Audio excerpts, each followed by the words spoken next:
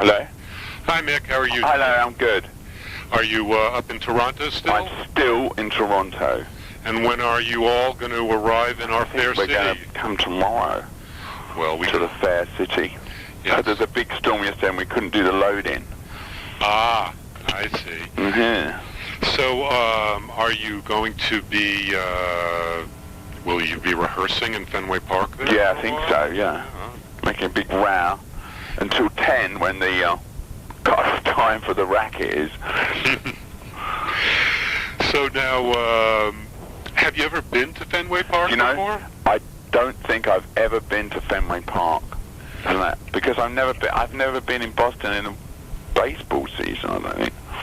So I've never been in Fenway Park, but this year, there you go. Yeah. It's my turn. So, I wouldn't expect you to be a Red Sox fan, but do you have any interest in baseball at all? And the thing is, I'm never very good at. I watch baseball in post-season normally. I don't watch a lot in the normal season. Mm-hmm. I don't really know why. To me, it gets more exciting in the post-season. Sure. And there's lots of other sports, but that's when I watch baseball. And then, so this year, hello? Yeah. And this year, I'll be able to watch the Red Sox in post-season, hopefully, because we'll be in the United States and on the right time zone. So I know that, of course, you started the last tour here a couple of years ago. Yeah. Is the fact that you're doing it 2 tours consecutively show some particular fondness for Boston, or some thought that Boston is a good place to be? I think we had a very good time there on the opening last time, and I think people enjoyed it, and I think it's a good place to open. I think that we're really happy with it. The crowd's very warm, and we felt, make you feel really at home, and I think it's a good place to start. Now, I've heard that just in the past day or two that the stage that you're going to be using for this tour is quite spectacular. Is there anything you can? We don't want to give it away too much, do I? You know what I mean? Yeah. I mean, there'll be pictures of it. There's always hope with it. People always take pictures of it as it goes up. So we'll get a peek, huh? You get a peek.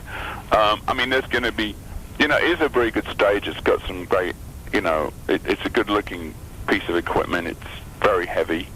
Its tonnage is very large because we got people sitting behind the stage. Right. And so that all that has to be built, not just for us, because we don't mind about the specs, but it has to be built for regular, public specs. So it's kind of pretty well built, and it all has to obviously come down and be trucked. So no, it's a good-looking piece of equipment. It seems to be functioning. So. I'm just being interrupted by people who keep saying, we're hungry, we want our lunch. I think it's a really great stage. You're going to enjoy this. I've been listening to the new album for the past few days and enjoying it quite a bit. Thank you. It does seem... I don't know, maybe in comparison to anything you've done in recent years, that it's kind of more stripped down and maybe a sense of getting back to basics in a way? Well, yeah, I mean, it's certainly stripped down. I mean, there's some basic things in it. There's some other things that perhaps aren't quite so basic, whatever that means. I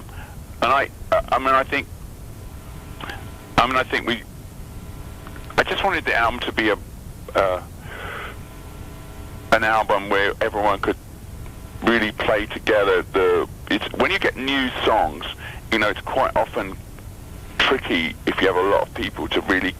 You play them one way, and then you play them a few times, and then you say, well, that's good enough, Well, I think with this one, we had we really minimal amount of people on most of the basic tracks, and we really knew the tunes, and we could say, okay, let's change the key, try another key, try a bit slower, try another groove, change that groove up, and then we like that one, we've got that, let's change it. So we were very it's not only that the function of just being a few people was the fact that we could do it very easily, that we really knew what we were doing. And Keith and myself and Charlie would say, okay, well, we could just knock off 5 songs in, a day, redo them if we want, because we knew them well enough, like as if we were playing them live, Obviously, they're not live, so it's not really like playing live, but some of them were, like Oh No Not You Again, these kind of tunes, Rough Justice, this kind of stuff. Some of them are more like stuff in the studio, which is much more concentrated stuff like Rain Fell Down and Laugh I Nearly Died. These kind of tunes are more kind of created sounds of the studio, And there's a lot of stuff on there that's like that, and there's a lot of stuff that's played live. The Back of My Hand tune is obviously a pretty live tune, and so there's a lot of different styles on there. But I would say, yes, it is pretty mostly stripped down. There's not a lot of guest musicians,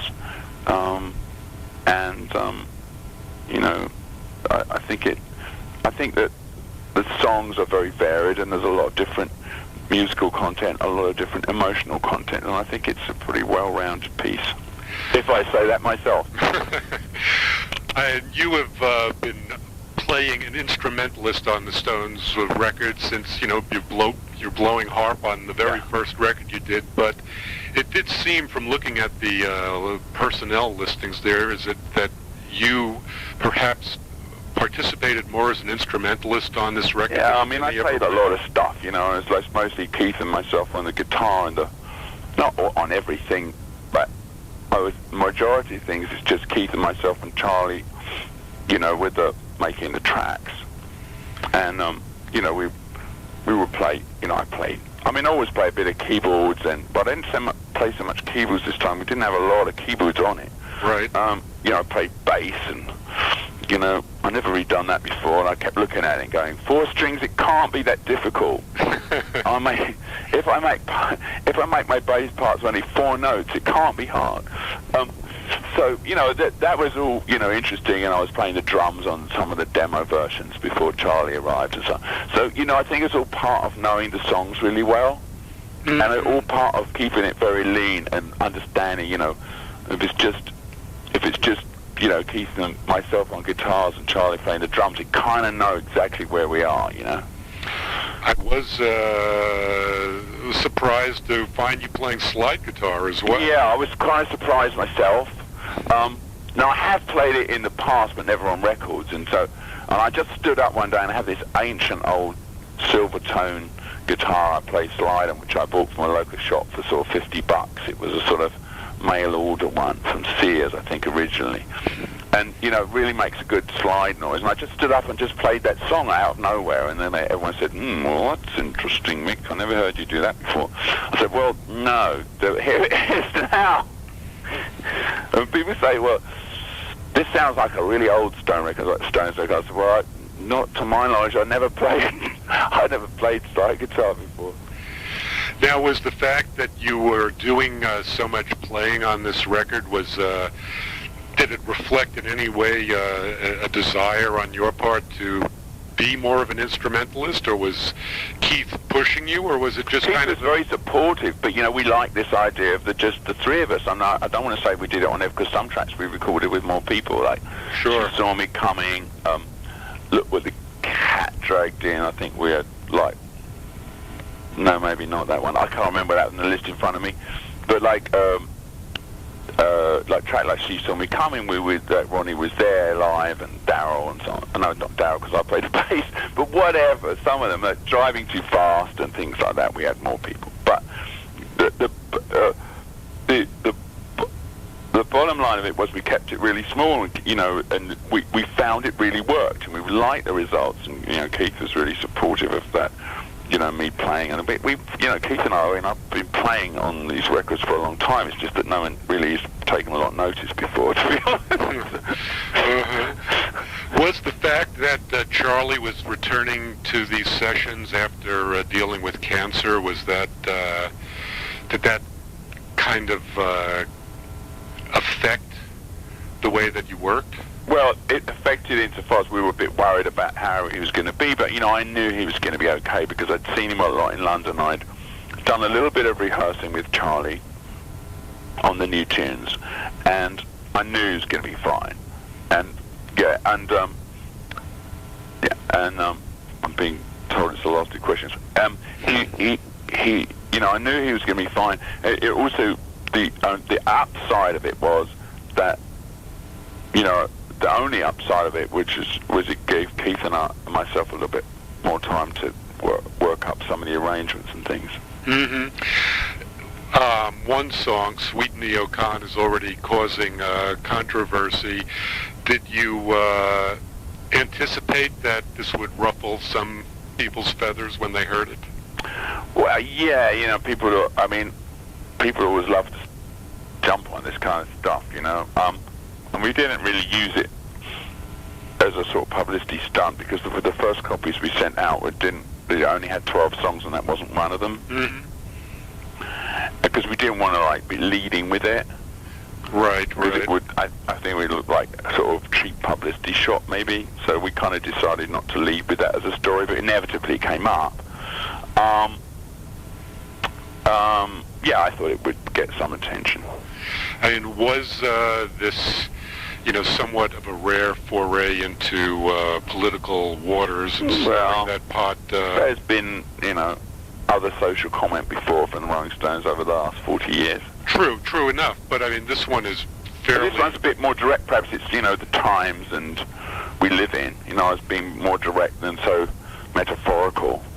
And was it also, provoked by strong personal feelings on your part that something needed to be I think, said? I've strong opinions, and I'm, obviously very interested in the way that the Western, we conduct foreign policy in the West, and it's one of my interests, if not passions. So, I try and, obviously have opinions about it. But you don't seem to want to go where Bono has gone. Well, Bono is not different. Bono, who I admire very much and is a friend of mine, so, Bono is,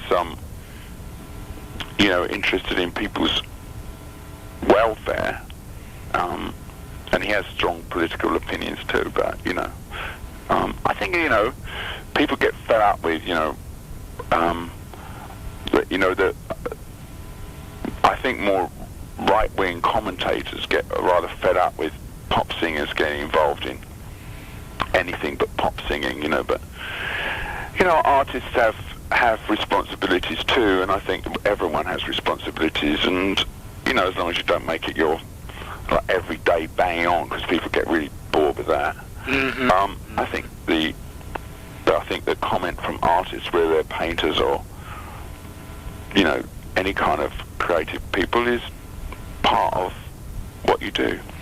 And I suppose the other side is, if you refrain from all controversial comment, then people go, they have nothing more saying. Yeah, they have nothing to say. They're not relevant. They have nothing to say, So, that really wasn't on my mind. I mean, there are other songs on this collection that like Rainfall Down and so on, Back of My Hand, other tunes that have social comment in them. And, and certainly Dangerous Beauty, I think, could very easily be given a political interpretation. I think you could well be right, though you're almost the first person to bring it up. I never sort of hustled that one. No, as I listened, when I was following along with the lyrics, all this attention had already come up about Sweet Neo Con. I said, geez, were they sleeping about this one? Seems to be pretty strong as well. No, it's pretty strong. But I get a lot of humor in that one. I mean, dark humor, but nevertheless humor. A good number of the songs, more than the political ones, deal with relationships, emotional situations, romance, and they're all somewhat portraying situations where maybe the singer, or the point of view from someone who's kind of on the losing end in some sort of way. And is your personal life maybe more tumultuous than we suspect, or is this just your vivid imagination? It might be tumultuous, and it might be the product of a vivid imagination. I'm gonna have to leave you because I've been told I have to do something else. Great, I understand, Mick. Delightful speaking with you, and hey, thank you very much, and nice to see you. I hope you Boston this I hope you come to the show and enjoy it. I'm looking forward to it. Okay. Thanks. Bye-bye. Bye-bye.